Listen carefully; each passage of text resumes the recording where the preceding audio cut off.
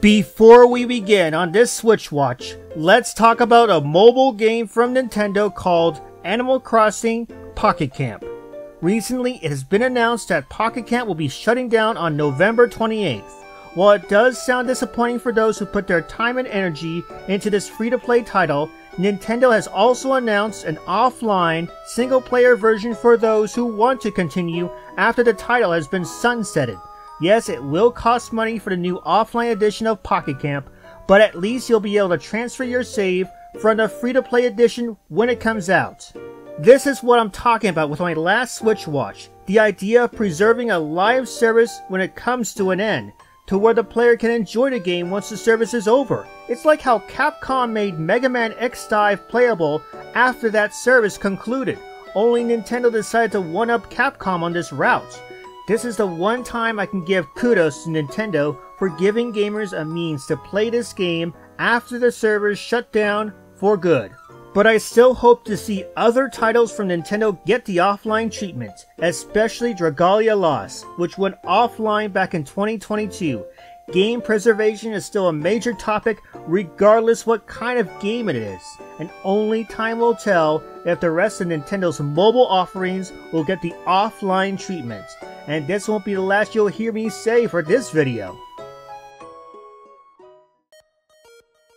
Now, while there weren't as many games from the indie world that caught my attention, there were a few that did warrant an interest.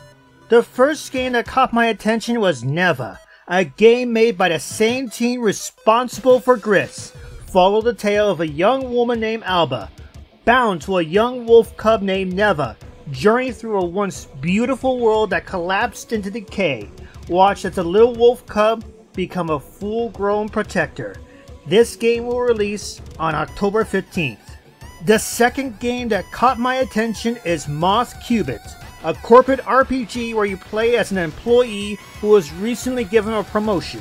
From a game that's focused on being a worker at a megacorp, this looks pretty messed up, in a good way nonetheless. But sadly, you won't be getting that promotion until sometime in 2025. Still, if this was really the corporate life, then it would have been a far better corporate life compared to what we have in real life. What a snorefest.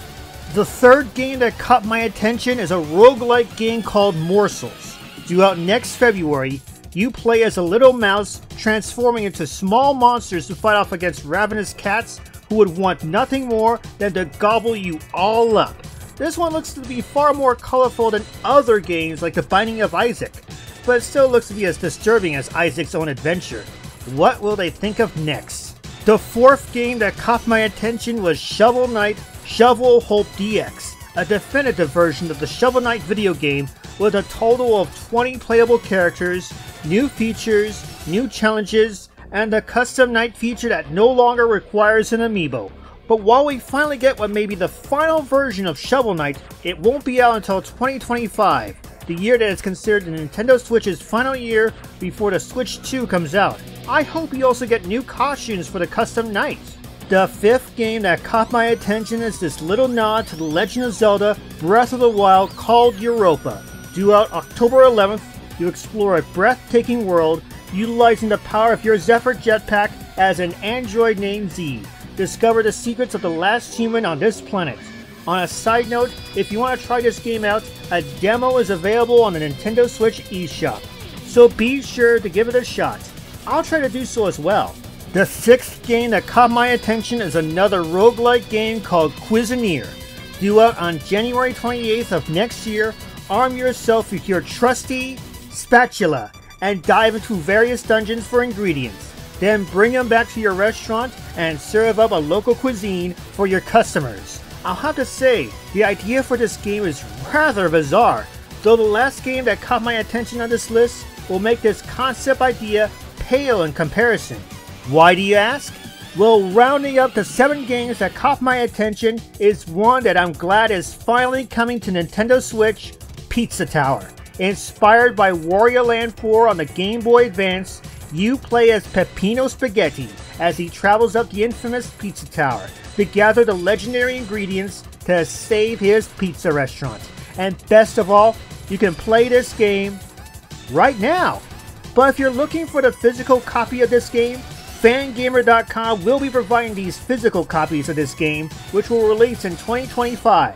So stay tuned, and I just hope Peppino is providing gluten-free crust for my pizza. And now, on to the Partner Showcase. And compared to the Indie Direct, this one really pulled me in with its selection of games. First off, Tetris of all games is getting a collection of its own called Tetris Forever. A total of 15 Tetris titles will be included in this virtual museum, from the 1988 Famicom version of Tetris to a recreation of the 1984 version from the Electronica 60 computer. In addition, there is a new feature called Tetris Time Warp, which warps players across different eras of Tetris. Expect this collection sometime later this year. Second off, surf's up, dudes, because you're going to tour an entire galaxy on a hoverboard in Star Overdrive. Due out next year, you'll surf a variety of worlds almost similar to No Man's Sky meets Tony Hawk Pro Skater, and battle enemies with your guitar. This looks to be a huge game, judging by the trailer, and who knows what else will be thrown my way. Guess the Switch still has some life left when it comes to these kind of games. Third off, remember Legend of Heroes Trails in the Sky for Windows in Japan, PlayStation Portable, PlayStation 3 and Vita? Well, now it's getting a full-fledged remake called Legend of Heroes Trails in the Sky the First. The story tells the tale of Estelle Bright and her brother Joshua, who make their way to the country of Libero to become bracers, a sort of police force whose goal is to protect the peace. This remake will release in 2025. Now, how come the American Nintendo Direct didn't put a lot of showcase for this game? Remember early this year when SNK vs Capcom SVC Chaos was announced for the Switch by SNK? Well, Capcom decided to up the ante with Capcom Fighting Collection 2. Not only will both Capcom vs SNK titles be made available, but it also comes with Street Fighter Alpha 3 Upper, Capcom Fighting Evolution, Plasma Sword, Nightmare of Bilstein, and both Power Stone games. You can expect this collection sometime in 2025. But on a side note, the Marvel vs. Capcom collection has been confirmed for September 12, 2024. What's next? Marvel vs. Capcom 3? Tatsunoko vs. Capcom? My fingers are crossed. For those who enjoyed the Atelier Ryza trilogy, there is a new Atelier game due out in early 2025. Atelier Yumiya, The Alchemist of Memories and the Envisioned Land. Compared to the Ryza trilogy, this looks to be a far darker Atelier game in general. On a side note, while the Switch has its fair share of Atelier titles, it wouldn't hurt to get the other Atelier games on the Nintendo Switch, like the other Alchemist of Salzburg titles, or the Atelier Iris trilogy. Gus? Koei Tecmo? I'm waiting! Also, for those who remember the first two Suikoden games on the PlayStation, here's your chance to relive those memories with an HD remaster of Suikoden 1 and 2. In addition to enhanced graphics, there are also new features for those new to the games, like speeding up combat and auto battles. This game is due out on March 6th of next year. It's really ironic how I'm looking forward to more ports, remasters, and remakes, even for games I've never played before. Might as well catch up on what I missed out on. And wouldn't you know it, Konami finally comes through with bringing the DS Castlevania games to the Nintendo Switch as Castlevania Dominus Collection. All three DS titles, Castlevania Order of Ecclesia, Castlevania Portrait of Ruin, and Castlevania Dawn of Sorrow, are packed into the collection, which also includes the arcade game Haunted Castle alongside a reimagined version of the game. You can experience this collection right now. Even more so, limited run games will be releasing the physical version of this collection of Nintendo DS games and the arcade title. Now all that is left are the Rondo of Blood and Symphony of the Night games, and maybe the 3D games as well, and Harmony of Despair. It's one thing to have Tales of Symphonia and Tales of Vesperia, but what about the Nintendo Wii/PlayStation 3 Tales of Grace game?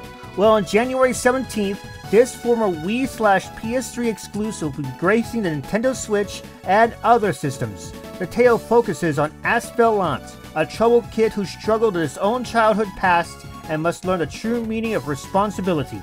I'll be honest, I've never played this game before on Nintendo Wii, but I'll be happy to give it a shot. Even Electronic Arts is getting in the port/remaster craze with My Sims and My Sims Kingdom, two Nintendo Wii titles now packed together into a cozy bundle. Due out November 19th, you can customize your own Sims in a mere town or a mighty kingdom, sort of like Sim Village but with cute avatars. Not bad, EA. Now please give us Dragon Age Origins. I know I'll be begging for that on the Switch or Switch 2. As if remastering two Rune Factory games and giving us a sequel is good enough, how about going all out with a new title? Rune Factory Guardians of Azuma. Your goal with a male or female protagonist is to restore the land of Azuma's eastern regions, bring the gods back to life, and fight back against evil that dares to undo your achievements. There may be other Rune Factory games that would be perfect on the Switch, one of which was on the PS3 and Wii back in 2011. What do you all think? Concluding the Nintendo Direct is a game we never thought would finally hit the Nintendo Switch, Yakuza Kiwami, a remake of the original Yakuza that released on the PlayStation 2. Play as Kazuma Kiryu as you explore the streets of Kamurocho, swap between combat styles, and clear your name from 10 years ago. Best of all, you won't have to wait long because Yakuza Kiwami will be due out on October 24th. Here's hoping we get the rest of the Yakuza series, and here's hoping Limited Run will handle the physical copy of this game. Oh, something else just came up that's not related to the Nintendo Direct. Croc, Legends of the Gobos from Argonaut Software is getting a remaster complete with enhanced graphics and retuned controls that won't make you feel like a tank. While we don't have the exact date, it should come sometime later this year. Damn! What will they bring in next? As I mentioned in my last Switch Watch, the idea of ports, remasters, and remakes are a great idea. Not only does it keep the memory of these games alive, but they also allow newcomers to try them out. I welcome more of these titles, and I'll say it again, only time will tell what other games will come to the Switch or Switch 2. Coming soon, I will be doing a case for the Switch series, where I'll talk about older titles that would be perfect for the Switch or the Switch 2. Stay tuned. Until then, I'm switching on out of here.